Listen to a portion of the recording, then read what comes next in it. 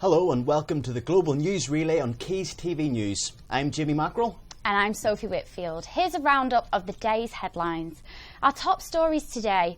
Thousands of people are at risk of harm or even murder because of widespread police failure in tackling domestic abuse in England and Wales. The Police Commissioner for Greater Manchester, Tony Lloyd, has said that GMP still have a long way to go to tackle domestic abuse more efficiently. The search for the missing Malaysian plane has been suspended after bad weather hit the southern Indian Ocean. Australian officials have sent the aircraft back to their base, but they have said ships will try to continue. The disruption is expected to last for the next 24 hours.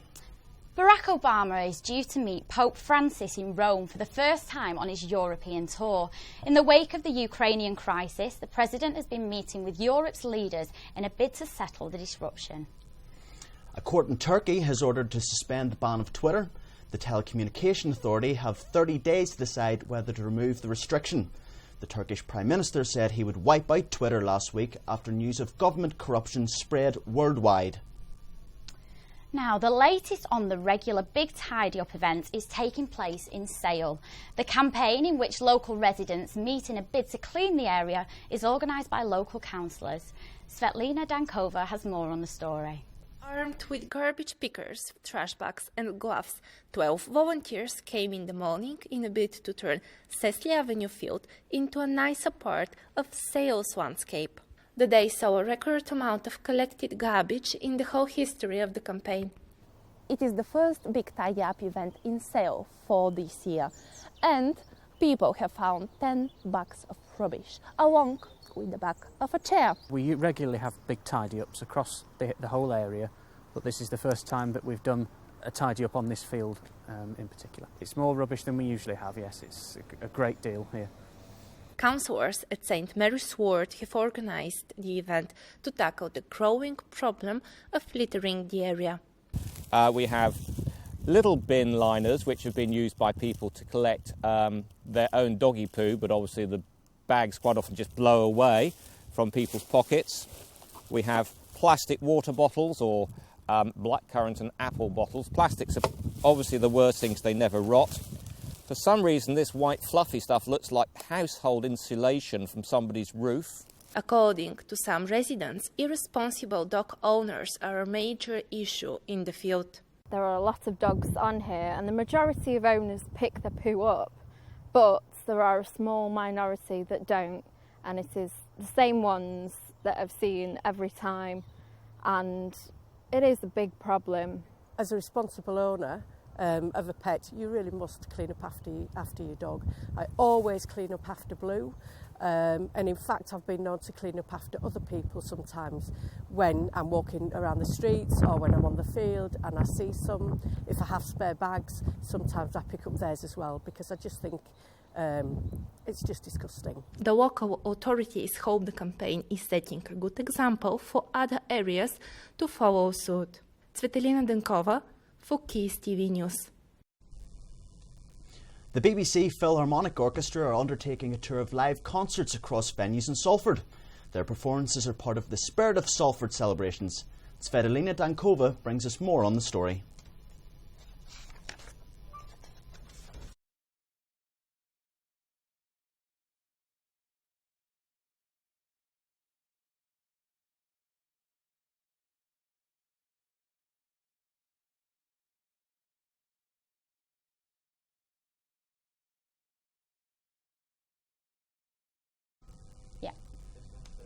Apologies there for the technical difficulties. You can catch that on our website.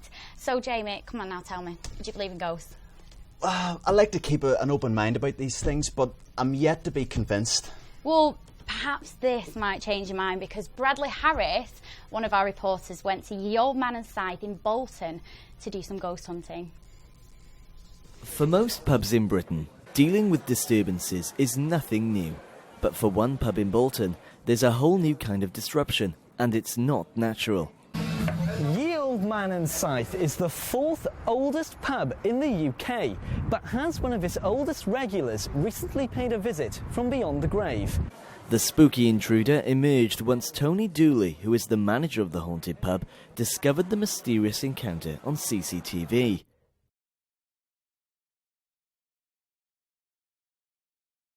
Man and Scythe, it goes back to 1251. It's the oldest pub in Bolton, 4th oldest pub in Britain, and rumouredly it's the 5th oldest pub in the world. It's got quite a bloody history. The 7th Earl of Derby was executed here. There was a big massacre outside in the Churchgate area. There's been rumours of 25 or so ghosts here as well. However, not all the punters are feeling in the spirit. No, I haven't. I have heard about it though. Yeah, I haven't seen it, but I have heard about it. When we see the video that was all over Facebook, it looks like there's a shadow of it. I'd like to say I'm a skeptic, but still open-minded to the point. Whether you're a believer or a skeptic, you cannot deny that this ghostly encounter has become the talk of the town, and now the ghost has become an internet sensation, leaving everybody wondering about who exactly is drinking among us. Bradley Harris, Quays TV News. Looks awful. I don't think I'd go for a drink in that pub anyway. No way. You know? How on earth does he live upstairs?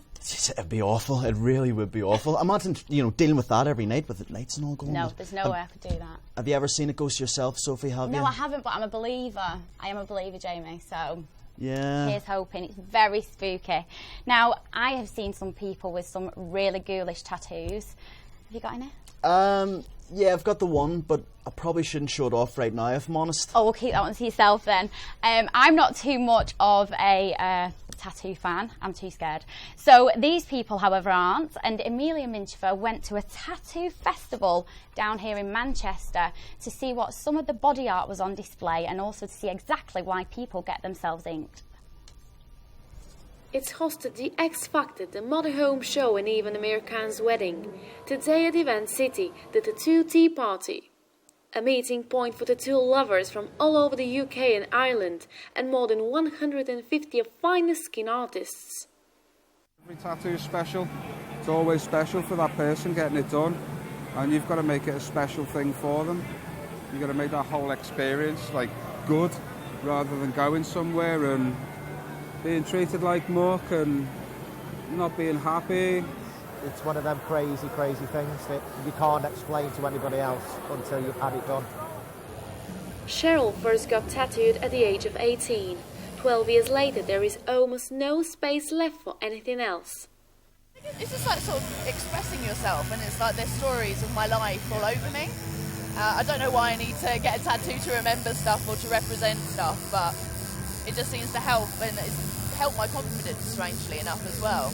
There are so many things to enjoy at the tattoo party today. People can compete on the boxing ring over there, join an illusion show, or drive a car like me. Woo! Tattoos go back further than you might think. Many years ago, particularly in Victorian times, tattoos were unusual. You only saw perhaps a sailor with the odd tattoos. So seeing a tattooed man, people like the great Omi, who were tattooed from head to foot, was extremely unusual.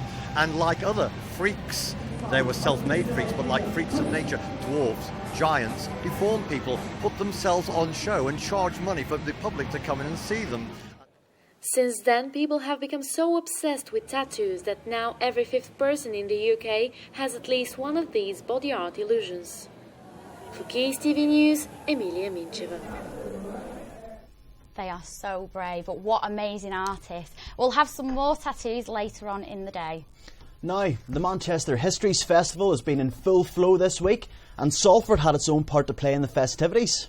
Yeah, you may have noticed some strange lights in the sky, and if you know Morse code, then you may have known what they were all about. Ryan Dean and I went along to find out more. To celebrate the Manchester Histories Festival, Quays Culture Group have organised the Future City project. The first piece of artwork to be showcased in the 5-week series is curator Craig Morrison's Thank You. I've always known about Alan Turing, and I wanted to do something which was really kind of important so that I could really get my teeth into it. And then I just saw him, and I remembered his story, and I just thought, wow, you could do something really amazing. Somebody should do some really amazing things for him. He deserved better, really. This site is so perfect for him because it relates to his life. 2 laser beams have been positioned on the Lowry Theatre here at Media City UK. They'll light up the night skies across Manchester, Trafford and Salford, and they'll be pulsing the words thank you in Morse code. The digital artwork is in memory of all the men and women who served in the First and Second World War, and also to honour the Second World War Enigma codebreaker, Alan Turing, OBE. Alan Turing, again, to be thanked for all his efforts with his team that saved many British lives during the war. And, of course, to say thank you and to acknowledge Alan Turing's contribution to technology, computer science, that really put Salford, Manchester and Great Britain on the track to be one of the best places in the world for computing and technological developments. Quays Culture have worked closely with the University of Salford's Curator of Arts to develop the exhibition. And as the University of Salford has a campus here at Media City, this seemed a really great opportunity to do something outside that would engage lots of different people in art. Morrison recently gifted an accompanying piece of artwork to the university, which he proudly displays on the third floor. The neon is based on the last note that Alan Turing sent to his best friend Robin Gandy. So it says, "Hyperboloids, a wondrous light, rolling for air through space and time, harbour there waves which somehow might play out God's holy pantomime." So when I was looking into him and I read that, I just thought it was so tragic. You know, there was this kind of, to think of your life being a pantomime and, you know, just dreaming of one day things not being as kind of difficult. It touched me, so I hope that it sort of touches other people when they find out what it is and what it means. This is Sophie Whitfield reporting for Quays TV News.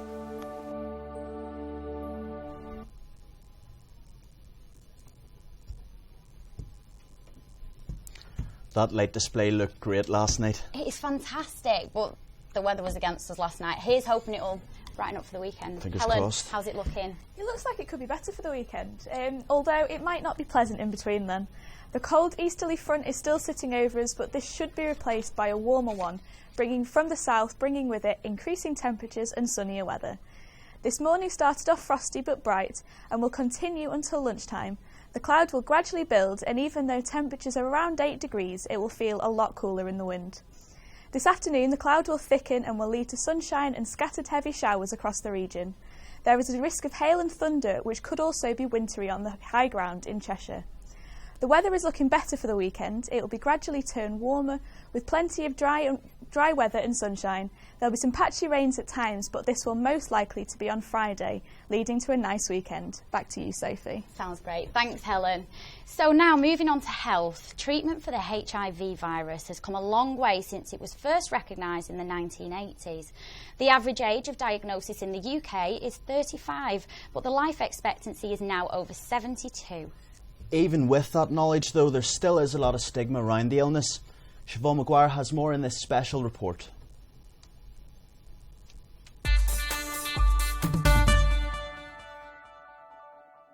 Mr. Woodruff, you've tested positive for HIV. Hollywood films, such as Dallas Buyers Club, have brought a level of awareness about HIV, but many people still feel there is a lack of understanding around the virus. Rob has lived with HIV for the last 6 years, but being a teacher has meant having to hide his illness.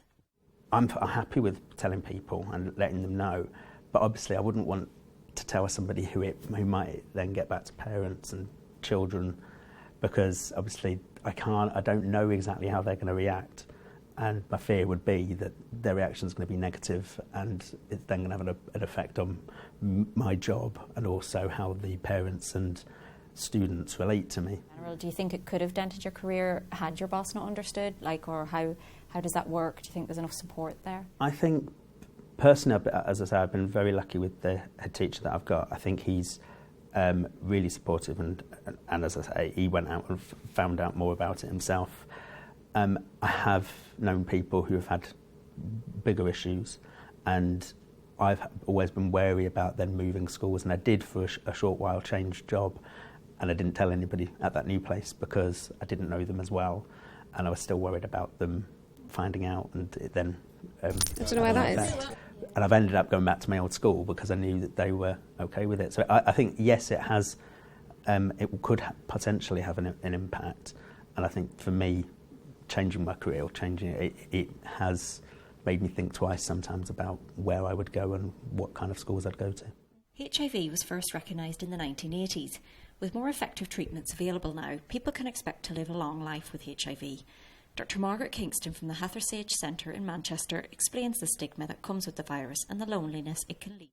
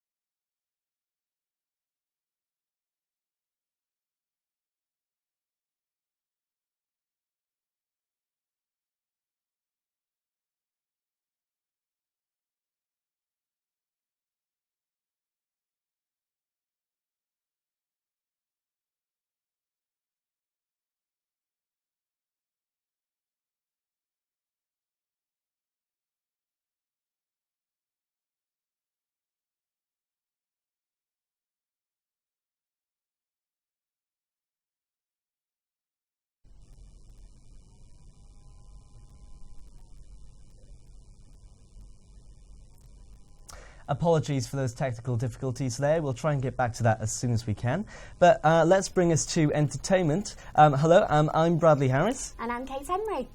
Now, Coldplay's lead singer, Chris Martin, and his Oscar-winning wife, Gwyneth Paltrow, have announced they are separating after 10 years of marriage. The actress announced the split on her lifestyle website Goop and described it as civilised.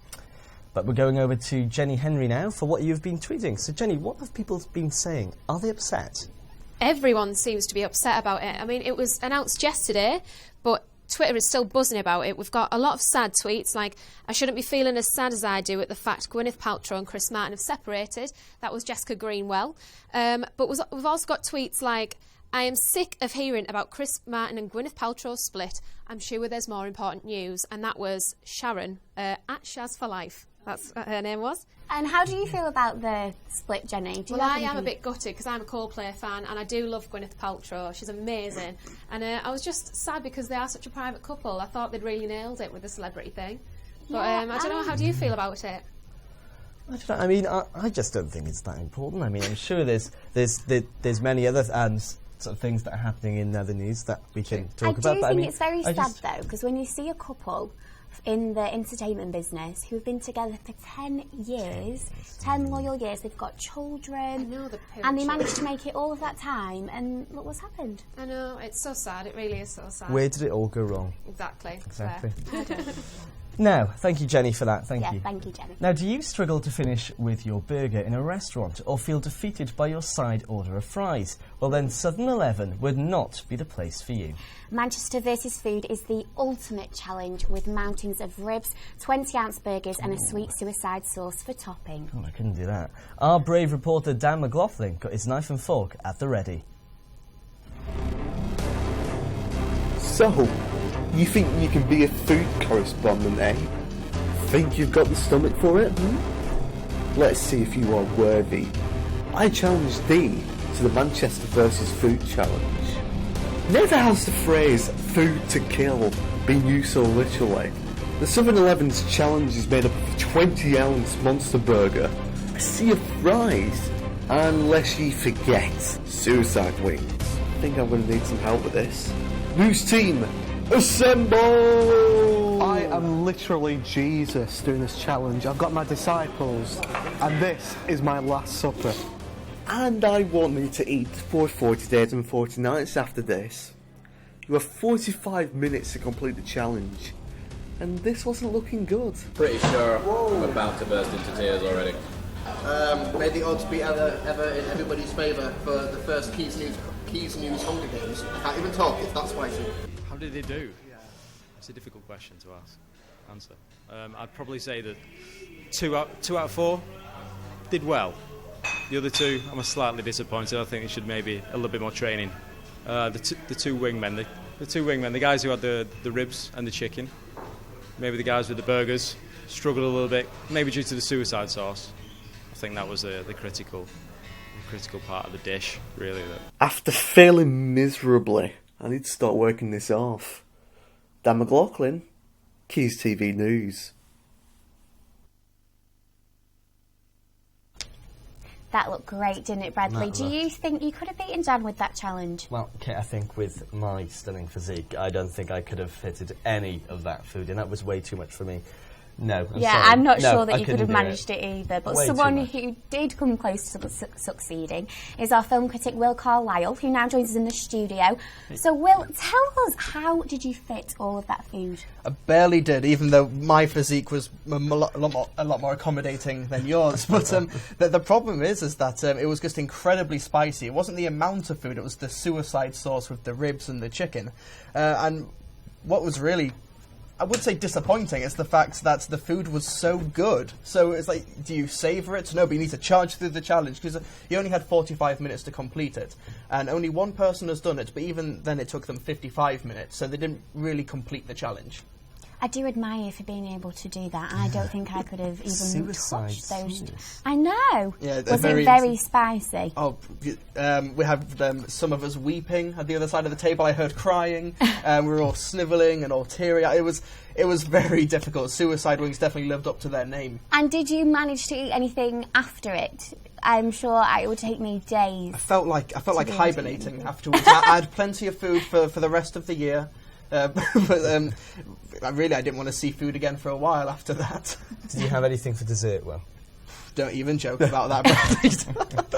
Well, you're not just here to talk to us about food, are you, Will? You've also been to see a few films. Yes. We're going to talk about The Muppets. Yes, Muppets Most Wanted, which is the follow-up to the 2011 reboot of the franchise. And the movie opens with a song that basically says sequels aren't as good as the original, and they kind of poke fun at that idea.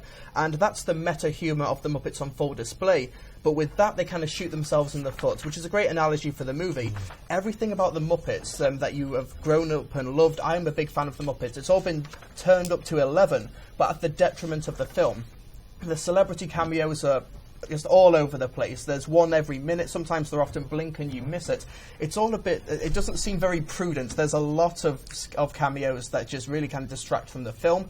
The plot is kind of all over the map and kind of hard to follow, even for a children's movie. And while the human cast are good, Ricky Gervais is a personal preference, but I think he's only really good in small doses. I love Ricky Gervais. I think he's so funny. I think I do. I really like his humour. Yeah, he plays like the secondary villain, and if you don't really like Ricky Gervais, then you might not be able to take much of the movie because he's in it for quite a bit. I think he works well as a supporting role. He's kind of like a big nuclear weapon. He should only be used when it's really necessary, and even then it's questionable. Well, I've seen the Muppets movie, the one before this one, and I didn't really get much from it. How far can they take this? Do you think there'll be another one? If the box office weekend figures are any indication, we might not be seeing any more of the Muppets anytime soon. It's not done too well because it's a very saturated market for children's films. You have Mr. Peabody and Sherman, the Lego movie, and Frozen is still playing in cinemas. In fact, it's about to overtake Toy Story 3 as the highest-grossing animated film of all time. So it's a very saturated market, and the Muppets are kind of finding it difficult to adapt to a 21st century sort of style.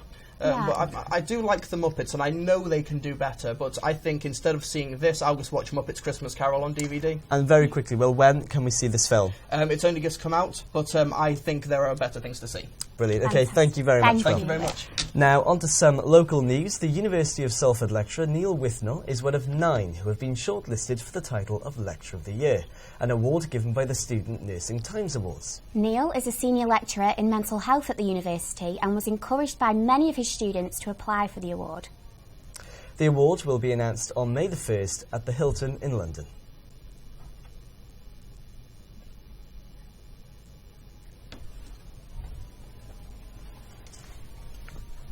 What is it about you? Why do you get nominated? I suppose you could ask the students that question because they're the ones that nominate me. Them 3 awards you just mentioned were all from the students. I didn't apply for those. The students nominated me. So I'm not sure. Like I say, I just do my job and it's something that I thoroughly enjoy. Now, if someone were to tell you that taking a photo of yourself could lead to £8 million being raised for a charity, would you believe them? Well, that's exactly what's happened for Cancer Research UK. The phenomenon has taken the internet by storm, and now women from all over the country have been taking a so-called selfie with no makeup on to raise awareness for the charity. Our reporter, Shannon Weeks, takes it upon herself to find out more. You have to look far for a full face of makeup in Manchester. 8 million in 6 days. Barefaced selfies, the new Facebook craze, raising awareness for Cancer Research UK. At first, I thought it was a bit irrelevant to the whole raising money for cancer research thing, but I actually think I've actually done one myself, and I think as long as you upload the photo with proof that you've donated to cancer research, I think that's great. I think that is a really good idea because they've raised loads of money.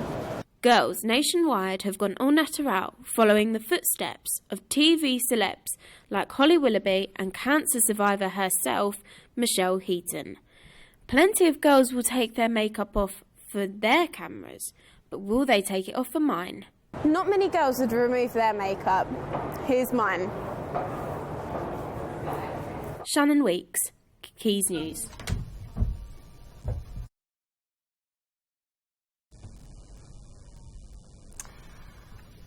Well, that is all from us. Is all from us today for entertainment. But don't forget to join us again at 7:25 this evening. However, do not go anywhere as we have lots coming up in our global news relay. Starting first with a broadcast from Malaysia, and we'll also be having a lot of great broadcasts. I know that India are bringing the election to us, which will be taking place in May. That's right. Yeah, that is going to be a very important time, I think, for India. Yes, and they'll be broadcasting that at 11 this 11 morning. o'clock this morning. We also have Dubai. We have Dubai, who are actually involved with the reporting skills in the film festival, which is taking place. Do you know when that's taking place today? Fantastic. Yeah, that should be good.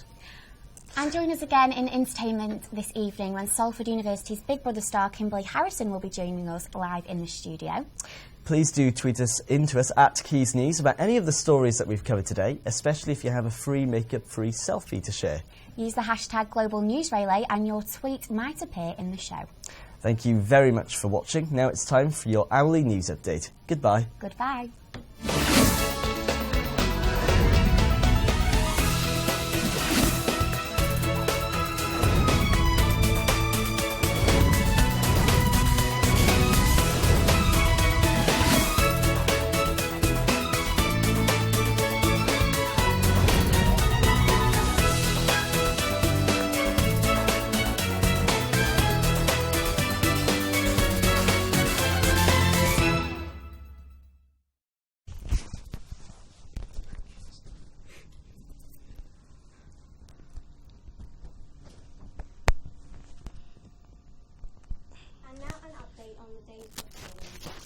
Hunter.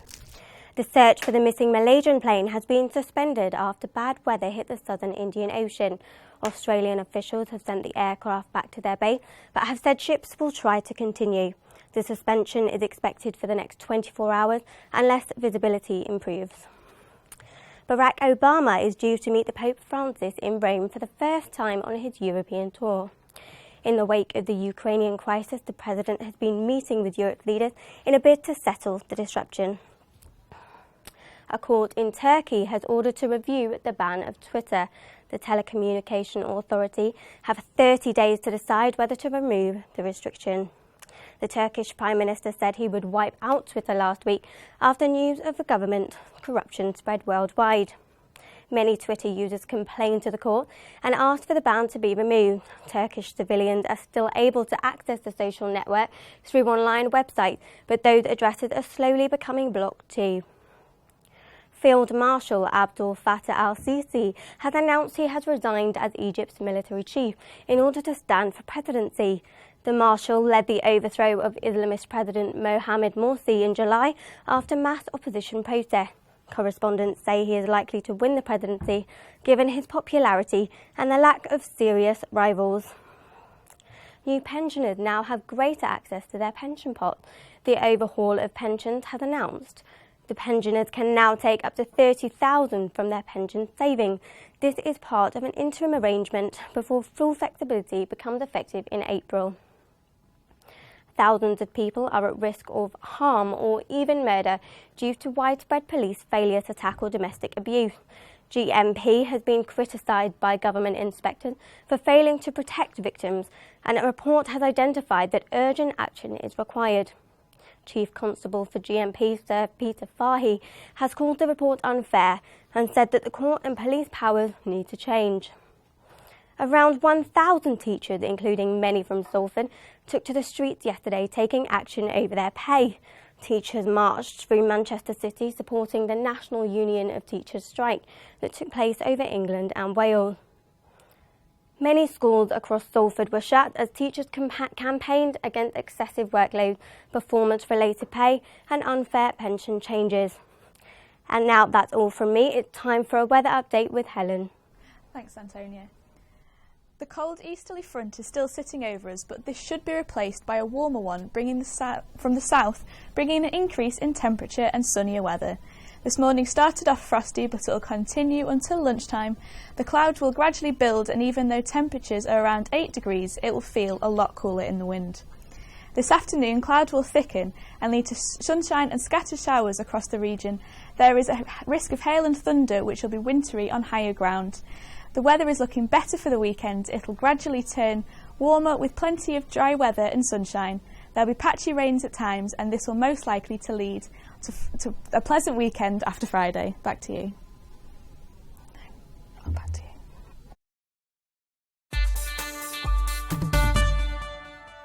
Is going to look at the welfare system in Salford. Salford City Council has implemented many cuts across Salford. We caught up with local citizens to find out how it's affected them. We went along to a Tory versus Socialism debate at Walkden Legion Club, where Councillor Ian Lindley and Socialist Stephen North discussed issues such as cuts, national insurance and housing.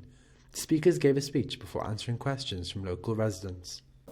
You need to be on about £10 an hour not to have to rely on benefits to top your wages up.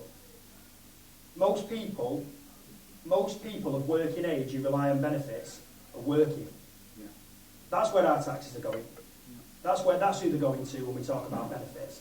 And that's because the wages are so unbelievably low that the rest of us, in fact even those people themselves through their taxes, are having to top up those low wages. So to answer the question simply, no I don't. I believe that if you go to work, I don't want to subsidise low-paying employers. Why the hell should I have to subsidise Tesco, who earn billions of pounds in profit, because they don't want to pay their workers £10 an hour? Why should we as taxpayers have to do that? That's benefit fraud. That's stealing from the taxpayer. So I think the question's absolutely right, and the answer for me is no, nobody works should have to rely on benefits. One Salford citizen who was affected by this issue was Andrew. After being hospitalised due to a kidney infection, Andrew faced a 6-month sanction after missing some job centre appointments.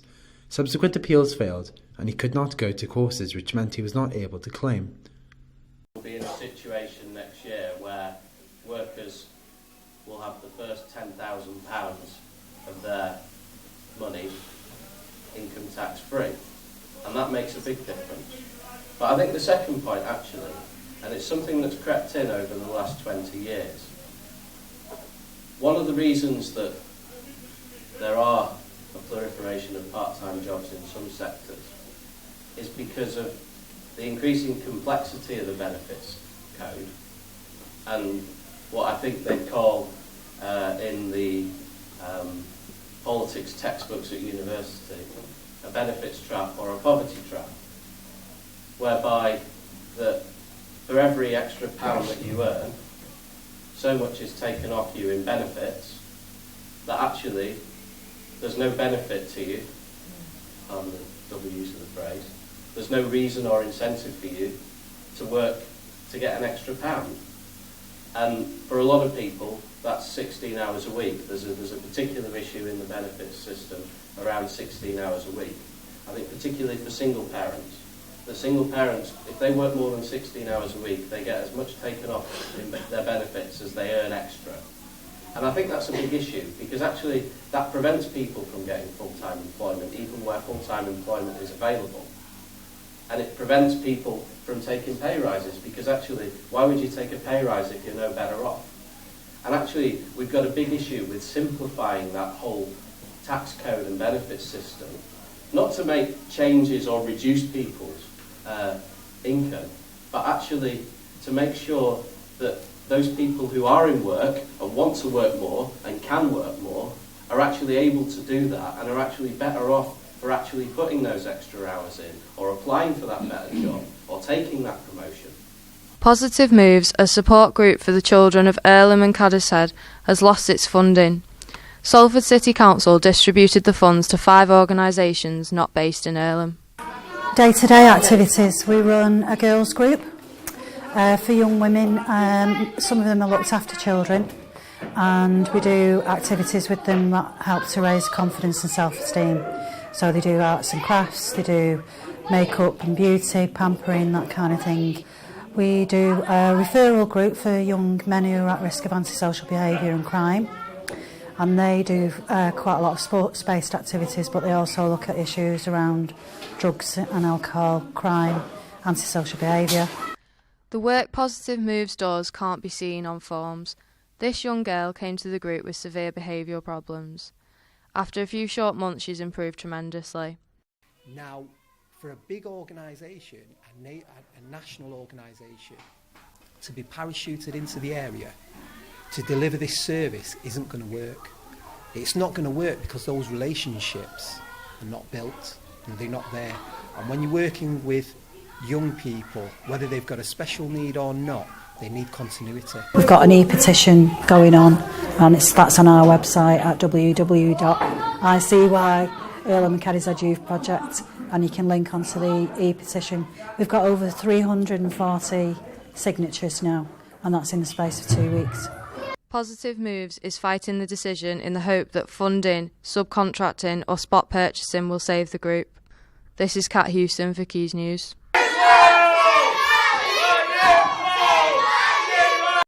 But it's not only a personal form of insurance, it's a social form of insurance.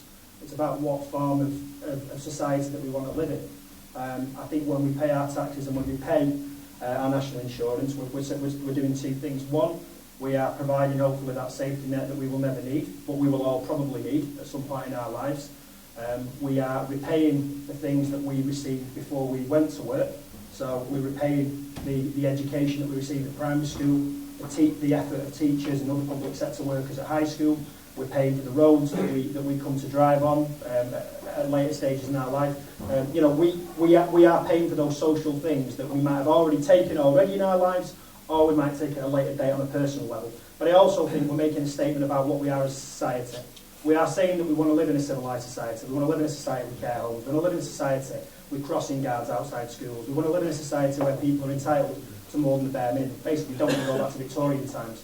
So I actually probably would look at it from the other point of view. I would be quite happy for all tax to be called national insurance, because I think that's effectively what it is. It's a form of social insurance that says we are insuring our society against the worst forms of deprivation, against the worst forms of need, and that is one of the ways in which we do it. However, where I will draw the line, as I said already, is when it gets to a point where ordinary working people, through those taxes, are subsidising those who already have more than enough. So we're subsidising private landlords who are making huge amounts of money through housing benefit, who don't need it, who are raising rents because they know the taxpayer will cover the cost of it through housing benefit, or employers who know that they can pay very small amounts of money because they know the rest of us will pick up the tab. So we do need to look at what our taxes are spent on, but I wouldn't be bothered if it was all called national insurance, to be honest. And we don't have enough homes in the country as it is. I don't think the way to get more homes is actually to chastise those landlords who are providing homes. There are some very good private landlords who charge reasonable rent. Linda was forced to leave her home of 25 years because of the new bedroom tax implemented by Salford City Council back in April 2013. She was wrongly moved from her home. Linda had lived there prior to 1996, which meant that changes would have not applied to her. Despite this, she was still moved. Linda experiences severe health problems and needs a room available for relatives to stay when she requires assistance. Despite obtaining reference letters from doctors and officials, she was still moved. Yeah, I've had to move out of a home that I was living in for 25 years, that I had neighbours that knew me for 25 years. It was all seemed to be a big rush, and without my children's help, I don't know how I would have coped with it. After moving, just after having a major operation, 2 months after moving, I had a heart attack, and I've had to fight for my second bedroom in the property I'm in now. But I just think to myself that they're not looking at the individual person. And in my case, because I should have retired when I was 60, but I can't till I'm 62, they say that's why you have to pay it. So they've changed the goalposts. So what I said to him, I disagreed with it, because I said, it's okay charging people that can work, but what about the people that are ill and can't work? But they don't seem to even think about that. Originally, it was a phone call saying, from April next year, this was in 2012, you've got to start paying rent for your 2 extra bedrooms, or move out, or get a lodger. And then I was told that if I got a lodger, that I'd lose out anyway. Plus, I didn't want a stranger in my home. I was trying to find myself somewhere, and they kept denying me a 2-bedroom, which I need for when my family come to stay with me when I'm ill. So I had to battle, and I was lucky that a friend told me about this place, because I could have ended up anywhere. So it was myself that did it, that got this place. And City West were brilliant, you know, they moved me. I don't know what I'd have done without them, but I just think the stress they put people under, especially when they're ill. And like I said, 2 months after moving here, I ended up having an heart attack. And, you know, I've had to leave a home that I've lived in 25 years and people that I've known 25 years. So there wasn't that much help apart from City West. I wasn't told that if I was a 3-bedroom house, I wasn't told that my box room wouldn't count because the size, it was a very small size. I also found out after moving that I should have never been paying the bedroom tax, because I've been on housing benefit from 1996, full housing benefit, so it should never have happened. But nobody explained all that to you. It was like they rushed into it, they didn't look at everything, and consequently people are suffering because of it. So, and people say about stopping the bedroom tax, but what happens to people like me that have been forced out of my home? You know, it's already done, I can't go back. And I felt I was under pressure to move, because I couldn't afford to pay for 2 extra bedrooms. But like I said, now I know that they shouldn't have never moved me. But nobody was there to help you with that, to tell you about that. I haven't been offered any support. Everything I've tried to do, I've had to try and do myself. I've had to contact Citizens Advice Bureau. You know, I've talked to my occupational therapist. Everything's just been left to me myself, which is more and more stress. Linda has a son working in the armed forces who comes home on leave, so she also requires the room for him. The council offered no proper explanation for the move and no support. Linda is yet to receive an apology. Let's look at Right to Buy. Right to Buy was something a lot of people supported in the 1980s, something that continuous Conservative governments have talked about being very proud of. And it's often a dangerous subject for people who aren't Tories to tackle, because it's one of the things they point to say this was an opportunity for people to move on in life and to own their own property. But let's look at the consequences of that. Local authorities at the time weren't allowed to spend the money they raised through selling off those council houses on housing. And the consequences of that now are being felt by my generation, Ian's generation, the same, there's only a year between us, and the generations of other people in the room and other people in society. There is a lack of social housing available for people. And what that does, if you haven't got the £5,000 available to be able to get a mortgage set up, and to be able to buy your own home, you are thrown into the hands of private landlords. And effectively, they operate as a cartel. There are good ones, I'd love to know who they are, because I've lived in private rented accommodation since I left home.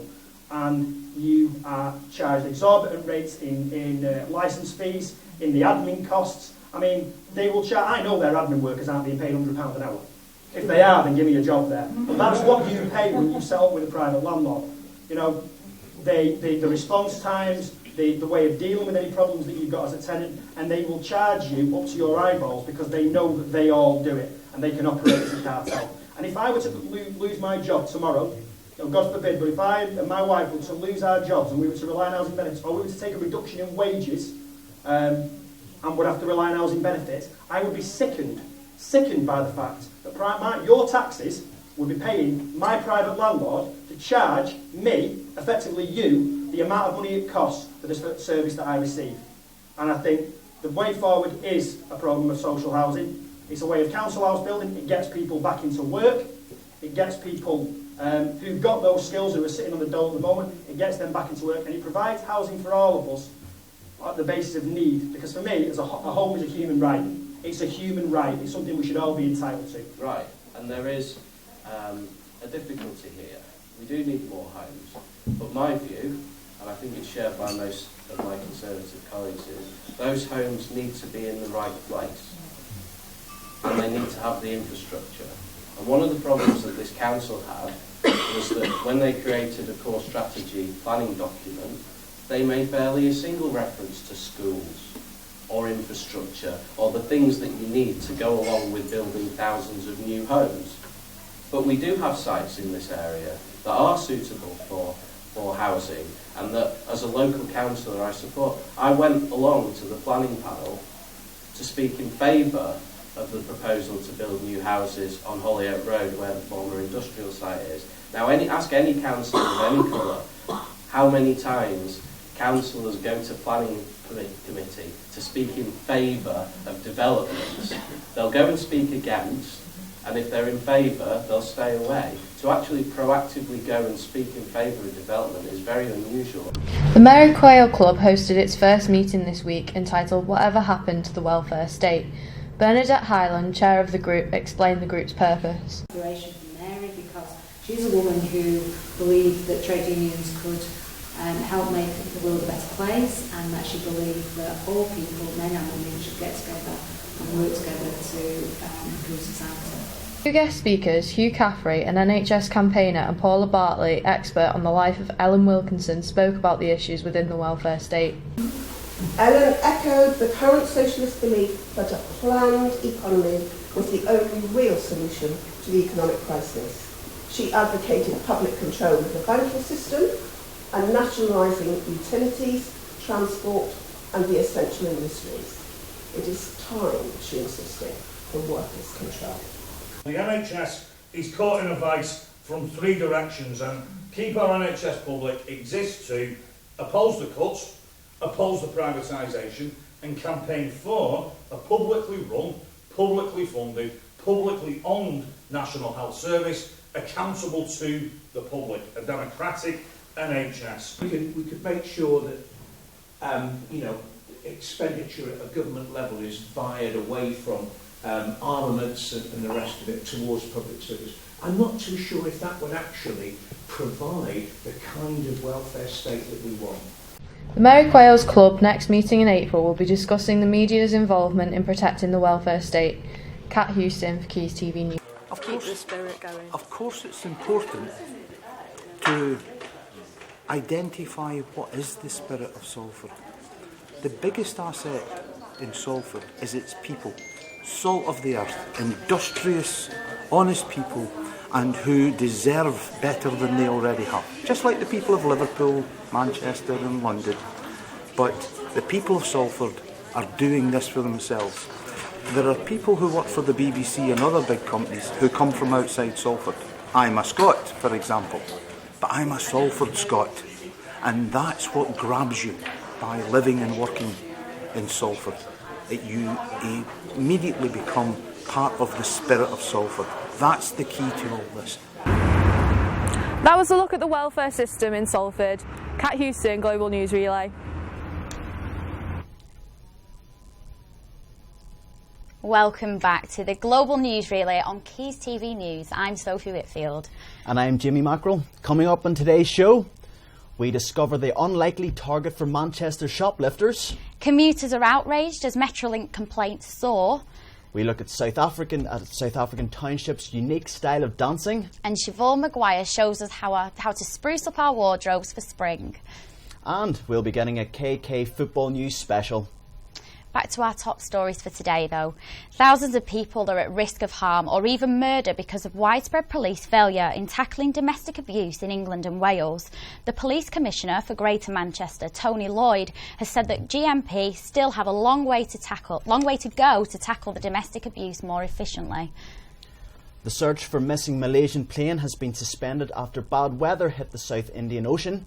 The Australian officials have sent the aircraft back to their base, but they have said ships will try to continue. The suspension is expected for the next 24 hours unless visibility improves. Around 1,000 teachers, including many from Salford, took to the streets yesterday, taking action over their pay. The teachers marched through Manchester city centre, supporting the National Union of Teachers strike that took place over England and Wales. The disruption is expected to last for the next 24 hours. And Barack Obama is due to meet Pope Francis in Rome for the first time on his European tour. In the wake of the Ukrainian crisis, the president has been meeting with Europe's leaders in a bid to settle the disruption. A court in Turkey has ordered for the suspension of the ban of Twitter. The Telecommunication Authority have 30 days to decide whether to remove the restriction. The Turkish Prime Minister said he would wipe out Twitter last week after news of government corruption spread worldwide. Greater Manchester Police has revealed the most popular places in Manchester for shoplifting. Market Street has the biggest number of shoplifting reports in Greater Manchester. And despite its low prices, the street's Primark is a shoplifter's favourite, having 161 reports last year, reaching more than 3 times a week. Market Street's Boots had 156, coming in second place in the number of shoplifting reports, while Debenhams reached 92. Also, according to the list, Greater Manchester has had more than 14,500 shoplifting offences in 2013 alone. Complaints in the Metrolink have tripled in 2013. Between July and December, the Transport Agency received 704 complaints from its users. Even though buses are still the most criticised, they have seen a decrease on the negative feedback of 17%. On the bright side, though, the reaction of public transport to its faults is becoming a lot faster. In 2013, 93% of the complaints were dealt with in an 8-day period. The number is an improvement on the 2012 data, which showed 86% of complaints being dealt with within 15 days. In total, the region's public transport received 2,393 complaints, an increase from 2012's 1,907 reports. And now for a special report from South Africa. Johannesburg is renowned for being the city of gold, despite the riches from gold mining. Local communities often suffer from poverty and high crime rates. But one community in Finetown have found a way to use their mining heritage to improve spirits and bring hope to the people there. Sophie Dawson reports.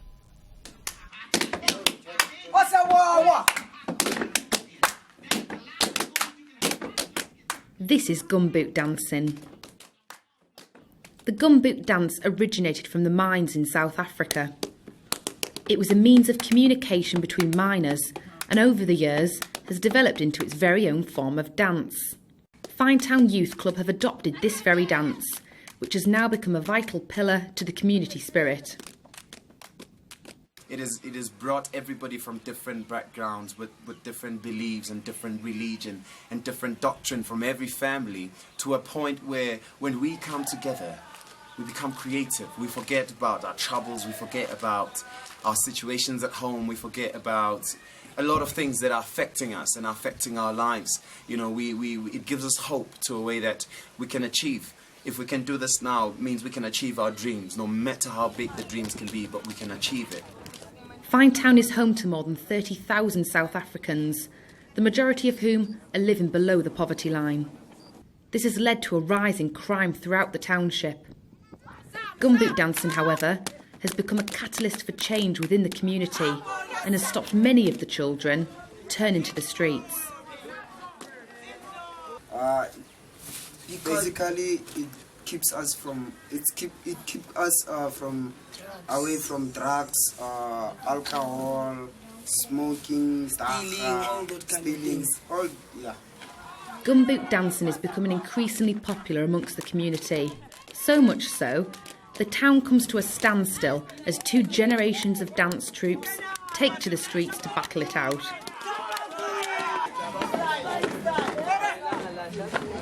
Gumboot dancing has become a joyous activity for the youth of Finetown. It allows them to express themselves through music, rhythm and soul. What is it? If it's not from the heart, then it's not art. What is it? If it's not from the heart, then it's not art. What is our purpose? It's to do what you have to do so that you can do what you want to do. Unity is power. Unity is power. One love. It is this hope and spirit that will resonate throughout the township and continue to make a change. Sophie Dulson, Finetown, Johannesburg. Now, an international celebration took place at the University of Salford recently. Marina Heristova went to the Robert Powell Theatre to find out more.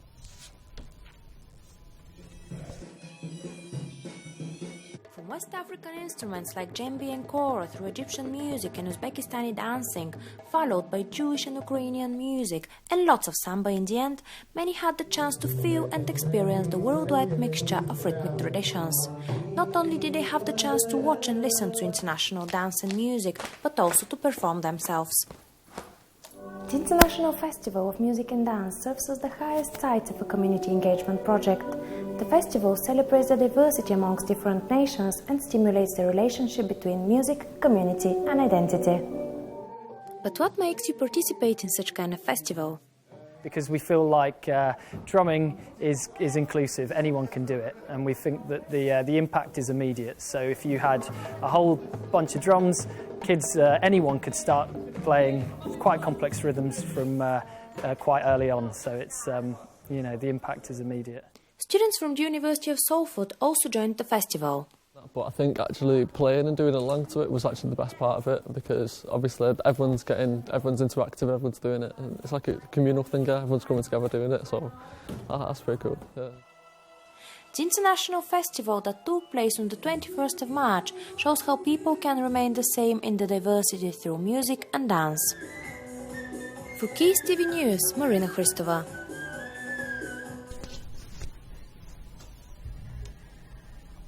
Now, earlier on in the programme, we brought you the story of the laser show as part of Manchester Histories Festival.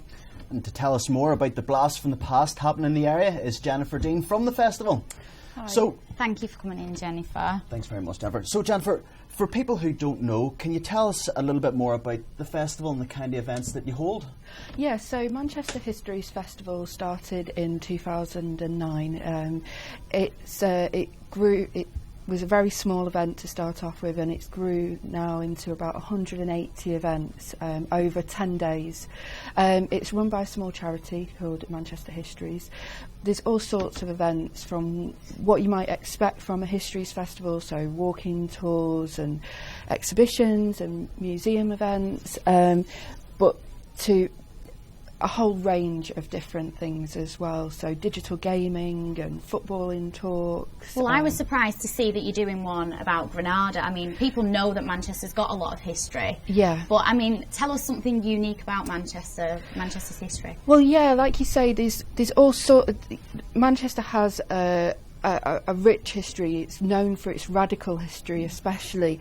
And for example, last night we were at a talk at the Manchester at the People's History Museum with Dave Haslam and Maxine Peake and Dr. Robert Poole, talking about how Manchester should commemorate the Peterloo massacre in 2019.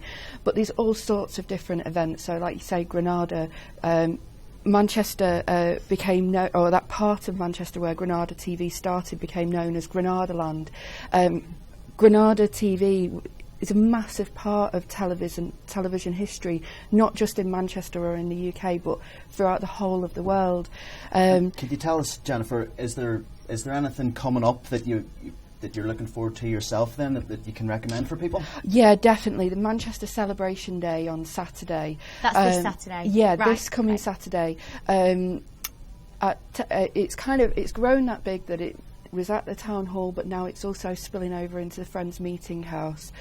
There's talks, games, there's going to be 90 heritage organisations with exhibition stands, Dave Haslam, the DJ, is doing an on-stage Q&A with Barry Adamson, which you might not expect from a histories festival, but it's a major part of Manchester's history. Well, it all sounds excellent, Jennifer. Thank you. Thanks Something very much for us to coming look today. forward to off the sound of it. Thank you. Thank you. Lovely stuff. So now spring is finally upon us, and you know what that means, don't you? Yeah, it's time to get rid of the coat and get the shorts on. Oh, I do look good. I do look good with the old milk bottles hanging out there, you know. I can't wait to see this rocking up at uni. Oh. Now, according to littlebratdress.co.uk, there are 5 main trends to look out for this season. There's lace, pastel colours, embellishment, florals, and surprisingly, black will be more popular. Siobhan Maguire went with the website's editor to find out more. Manchester may not have its own fashion week, but the city still gives London a run for its money in the style stakes, as these fashionistas show us. Pair of skinny jeans, my boots I've got recently from Office, and a jacket from Next that I got second hand from Vintage Clothes Shop. I like eclectic mix, so variety. Not a fixed style, I think just any style which makes me more handsome, more bright. And even though it's still cold, spring is just around the corner, and that means the season for weddings, outdoor parties and graduations. So let's have a look and see what's on offer. Manchester-based littleblackdress.co.uk houses a collection of party dresses. Editor of the site, Natalie Gibbons, talks us through some trends to look out for this spring-summer season, starting with lace and pastel colours. These 3 in fact, are from one of our designers called Kate Fernley. She's hugely popular for the wedding market, the races. Coming on to trend 2, which is embellishment. Again, you've got that little bit of cover up on your arms. It's a nice length, and the detailing. A staple in most women's wardrobes, black will continue to be worn throughout spring-summer. So this dress, for instance, has got a bit of leather. That was popular on the catwalk. And also sheer. Again, it's good for covering your arms. The last trend, which, gosh, summer trends you can't miss, is the floral trend. I know it comes back every year, and every year there's a little twist on it. But I mean, with colour and print, you just can't beat a nice floral dress for the summer. So they're sort of the 4 for dressing up trends. I would certainly recommend this spring-summer 14. This is Siobhan Maguire, Quays TV News.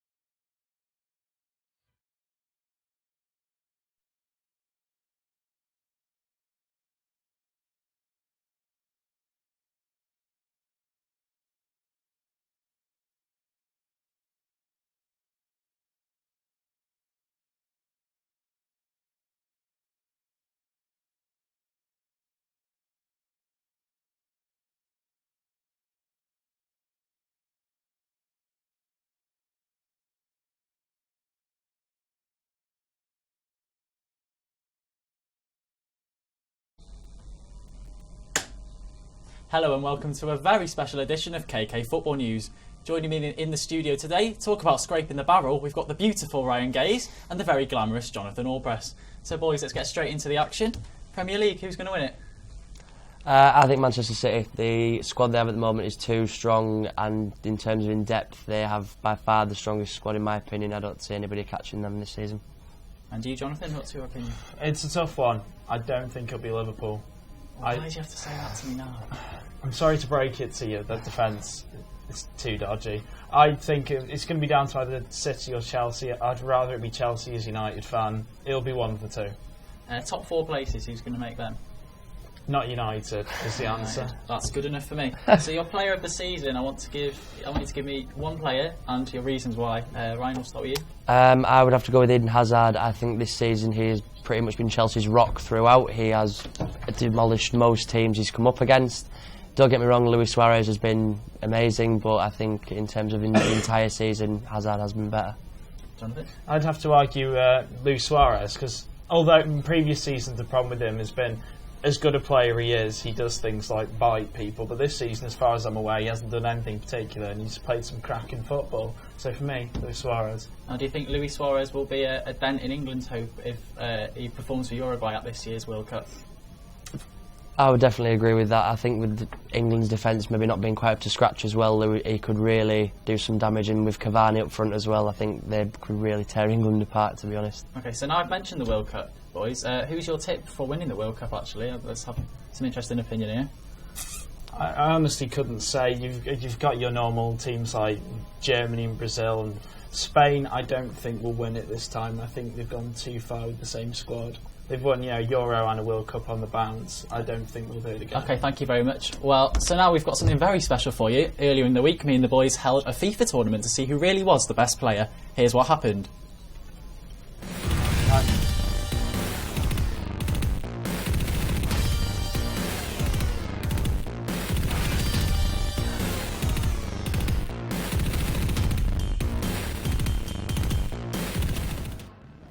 Hello and welcome to a very special edition of KK Football News. We're live from Media City on the big screens with every lad's dream. For the Global News Relay only, it's a FIFA special on the big screen.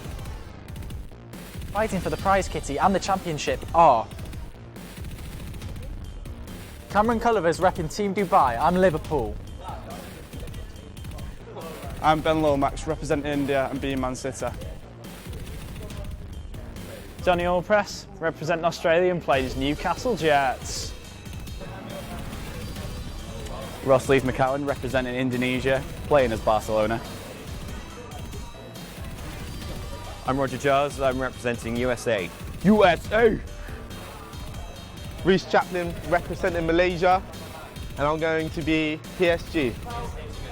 Ryan Gaze, representing Norway, playing as Bayern Munich.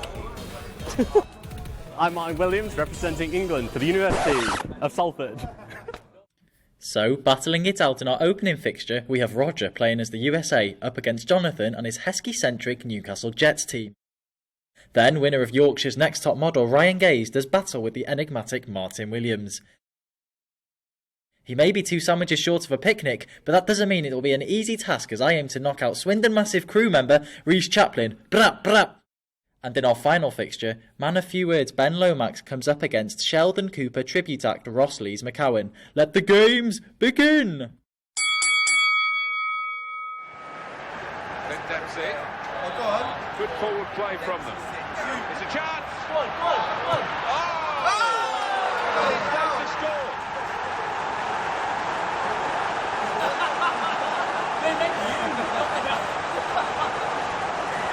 Josie Altidore. Dempsey, what a chance here. It's a goal for the United States.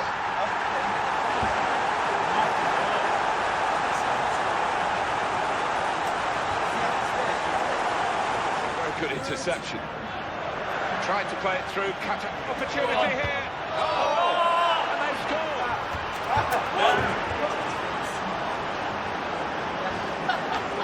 Yes! Wonderful goal. He really gets the chance. He makes full use of that opportunity with a wonderful touch. As for the finish, well, there was never any doubt, was there? Well, now it's 2-1. Dangerous moment. Challenged quickly by the opposition. United States to score.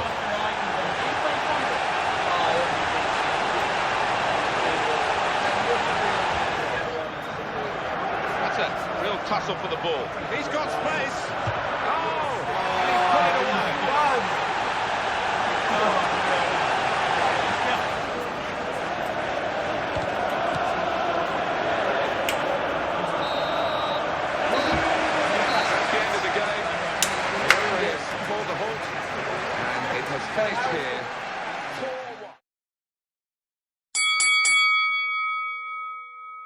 Your standards, that was a great chance in the air. It was a great chance, and you almost turned it. Boateng! Bayern Munich have scored! Too far forward, offside. Oh my God! And there it is, the final whistle.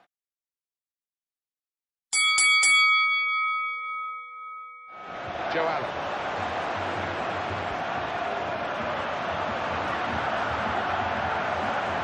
Cross coming in now. Sturridge. That's a great finish for the first goal of the day.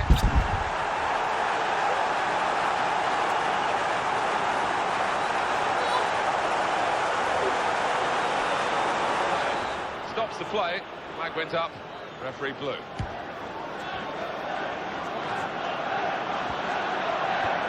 Picking out Ibrahimovic. And now can he score? Zlatan Ibrahimovic! Terrific celebrations, and you can understand why. The goal coming so late. Face another 2 minutes added on by the referee, Luis Suarez. On to the attack now. In with a chance. Come on! In these dying minutes here. You've found the man. You've got to say, this lad, he's got the knack for scoring important goals. He's done it many times. I think he's just snatched all the points for his team here.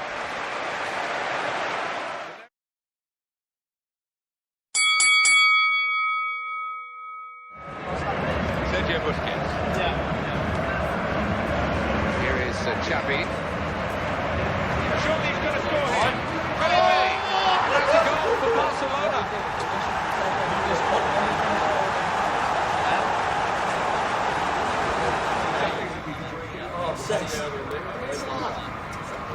I'm not sure if that comedy workshops That's ridiculous.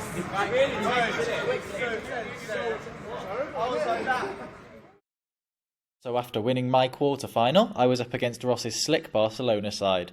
But in the first semi, straight-talking Roger locked horns with Yorkshire's very own Ryan Gaze, with the winner booking their place in this not-so-prestigious of finals.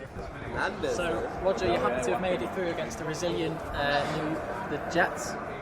Yeah. 4-1. I beat Johnny 4-1. That's not too bad. And are you nervous for the next round? Not at all. It's only against Ryan. I saw his match against Martin. Not really expecting too much. Have you got a strategy to beat his Bayern team? They are considerably stronger than your USA team. Just turn up, and I think I've got it in the bag. Famous last words. Who's going to score for you? All the players that are on the team. I don't have a clue who's on my team. No, I just want some fight. Dempsey. I just want some fighting talk from you into the camera. There's no need. I don't think I need to. It's this one's mine, Ryan. This one's mine. So Ryan, are you excited to have made it through to the next round?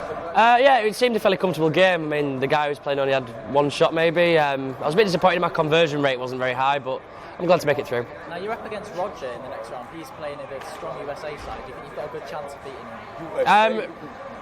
Roger was quite impressive in his first game, so it's going to make it an interesting semi-final, I think. But I think the fact I've got quite a considerably better team could play quite a vital part. No, not really. I usually play the same no matter who I'm playing, so to me it's not really much of an issue. What to think? You've got 3 seconds to think of some fighting talk. Look into the camera and give it to Roger. Some fighting talk. Get ready for the beating of your life. Deal with it. So Rossi, are you happy to have made it through? It was a tough game against Ben. It was quite tough. It's weird playing on that big screen, but I'm quite happy to get through to the semi-finals. Got you next. No. Are you confident you've got up against who is arguably the best FIFA player in the world? Oh, really? To be honest, I'm quite happy I haven't got Craig Carroll, because I've heard he's quite a demon on FIFA. So I think he'd be where the real competition lies. Am I worried? Yeah, but I sense that it could be a Giles McCowan final in the works, and that'd be really intense. You're up against Liverpool. Have you got any strategies to stop their potent attack? Well, if you're playing anything like the real Liverpool, then if I score 5, you'll plan to score 6. So I would just keep passing it and just keep playing. I'm really quite nervous, but I reckon it'll be all right. I've got Messi, I've got Neymar, got Alexis Sanchez, Xavi, so I'm quietly confident. Have you got any fighting talk? Have I got any fighting talk for Cameron? Does it have to be PG? No. I can bleep you out. Can beat you out. I'm going to him, metaphorically, not literally. Thankfully, Ross decided against his aggressive tactics. First up, though, it was Ryan against Roger. I mean, really, brilliant opening, and it leads to this shot, and that's a goal. Bayern Munich.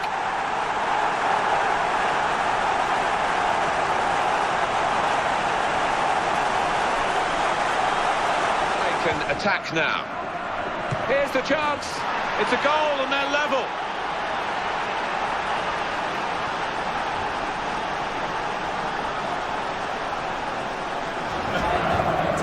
Yeah, you made my life difficult doing that. Here's the opportunity. Here's the cross. Christian Schweinsteiger with a goal to take the lead here.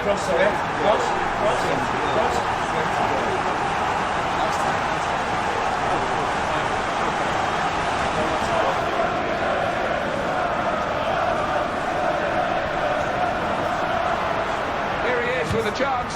Here's the shot. Such quality in the build-up and a brilliant finish. A wonderful goal. Well, the approach play looked very encouraging. Positional play of this player is really good. There it is, the final whistle confirming victory for Bayern Munich. I've been quite impressed with them today, Alan. What about you? They've got to win.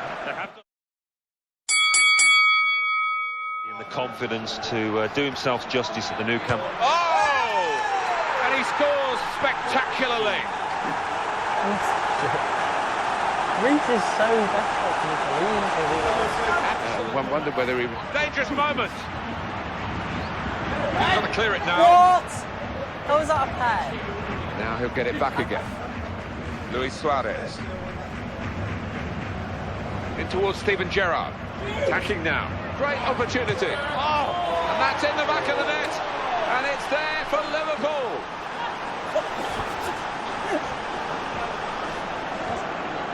He's got to score. Gerrard! Gerrard!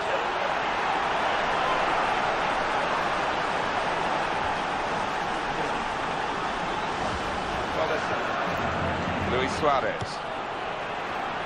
He's got to score. Sturridge. He scored with the goalkeeper nowhere in sight.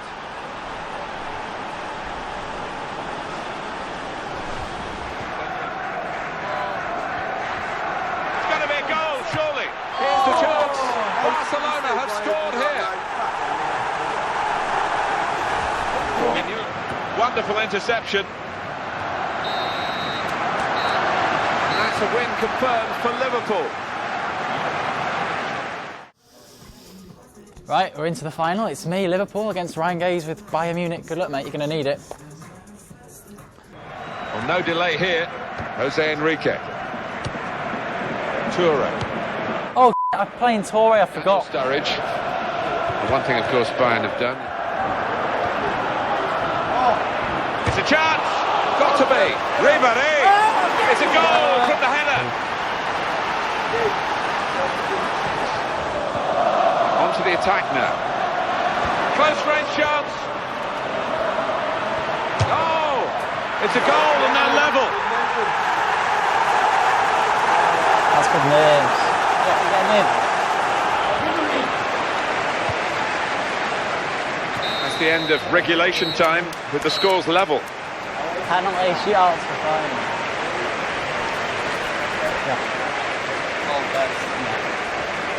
The first penalty now.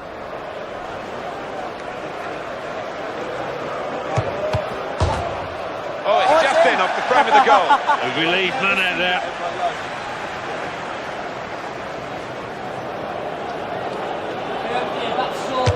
Goal! I must say, he's got worry lines all over his face. And the goalkeeper won that battle of wits. The ball came straight at him.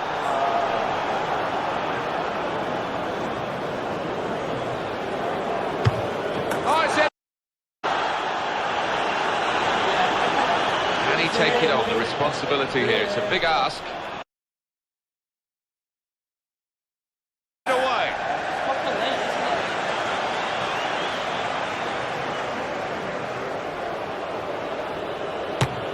Splendid goal here.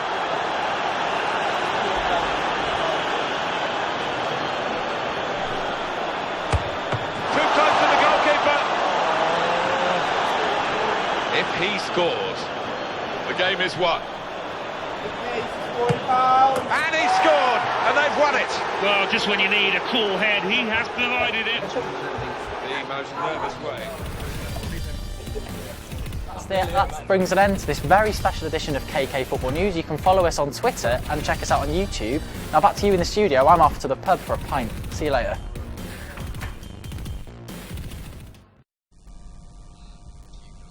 So Ryan, you were the winner. How did you do that? How do you feel now? The fact I think I beat you when you organised it made it all the sweeter, to be honest. And what did you do with the prize, Kitty? Went straight to the pub with the lads. Understandably. Okay, well, that's all from KK Football News today. Don't forget to follow us on Twitter at KK Football News and catch us on YouTube. Until next time, goodbye.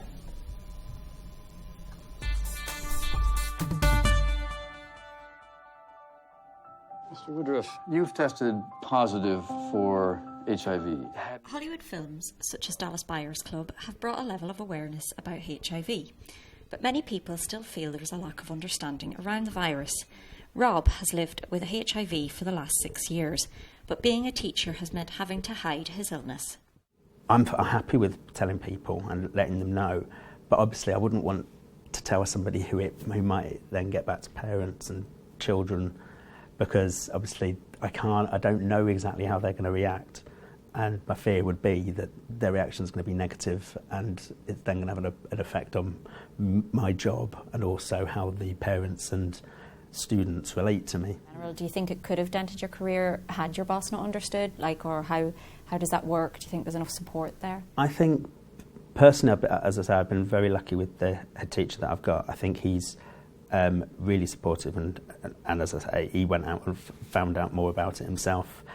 I have known people who have had bigger issues, and I've always been wary about them moving schools, and I did for a short while change job, and I didn't tell anybody at that new place because I didn't know them as well, and I was still worried about them finding out and it then having an effect. And I've ended up going back to my old school because I knew that they were okay with it. So I think, yes, it has. It could potentially have an impact, and I think for me, changing my career or changing it has made me think twice sometimes about where I would go and what kind of schools I'd go to. HIV was first recognised in the 1980s. With more effective treatments available now, people can expect to live a long life with HIV. Dr. Margaret Kingston from the Hathersage Centre in Manchester explains the stigma that comes with the virus and the loneliness it can lead to. The thing that's a big problem for our patients is the stigma that's associated with it. And, you know, if someone's diagnosed with breast cancer, they'll talk to their friends and their family about it. People who are diagnosed with HIV still see it as a very private, a very personal thing because they fear those judgments that people would make about them. And that makes it really hard because you're dealing with a life-changing, sometimes life-threatening diagnosis, and it's lonely and you haven't got that support there. So we do our best to support those people that we're looking after here and provide that support, but it isn't the same when you go home to your partner and your friends, and those are really difficult conversations for people to have. And the first person I told was actually my boss. That was only about 2 or 3 months after I found out, and that was only because I was starting to have more and more hospital appointments, and it was obviously taking up time of work. And so I told him, and he was brilliant. He admitted that he didn't really know much about it, but was more than accommodating with hospital appointments and was there for any support. Other than that, the other people were a couple of friends that I'd made through the support group, and then my brother, who I told, and my parents. So, yeah. Are they okay with it, or yeah, how do they react? Obviously, my mum and dad were a little bit upset, but they've been really supportive and they've been fantastic with everything. The number of men who are HIV positive in the north of England has grown over the last decade. There's a common misconception that HIV can be transmitted through work, at school or social situations, but this is not the case. HIV is mainly a sexually transmitted infection, although you can get it through contaminated blood and blood products, and so from needles that have, or other sharp objects that have got blood on. So some people get it from sharing needles during drug use. Social media has become a useful tool for some people to share their experience of HIV. Alex was diagnosed with the virus in 2009. He says that being open and talking to other people in a similar situation can help others understand more about it. Personally, myself, I also find that it's a good idea to speak to other people that are living with the virus, and that's where sort of social media and the internet are really useful tools as well, especially somewhere like Twitter, where you don't necessarily have to reveal your actual identity as well. It can be a great way to start talking and meeting other people who live with the virus without necessarily revealing your identity. Opening a Twitter account under the name HIV Teacher has helped Rob share his knowledge.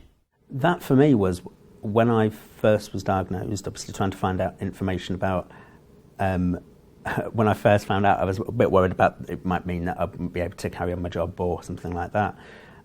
And I couldn't find much about being a teacher or being in education and HIV. I've had a few people contact me through the Twitter account and ask me questions about, they've just started their PGC and they've found out that they're HIV or something like that, and finding out how to deal with it. And also I've had one other person who was a teacher who mentioned it, and there was issues at school and they didn't know how to then approach that situation. So how can people more understand things about HIV? I think part of it is that obviously in the 80s there was all the big campaigns with the tombstones, and that has stuck in a lot of people's minds, and I think obviously that was the biggest campaign that there was, and while there are campaigns now, I don't think enough of them are focused on how it's developed. I think it's all based on what people are scared of and afraid of. And I think you've just got to get over that from educating people, raising awareness. What's crucial is that we are able to see everybody that we need to, because the people who don't do well with HIV are the ones who don't know they have it. They don't have a test for whatever reason, so they don't know and they can't get the help, and they do end up ill. And although the treatments work for them, they're poorly and they never do quite as well as people who were diagnosed early. So it's really important that you find out early before you get ill. Like I say, the treatments will still work, but there's the risk of that illness that can kill you. So we really want people to come and get a test. If you would like more information on HIV, you can find various links via our website at keysnews.net. This is Siobhan Maguire, Keys TV News.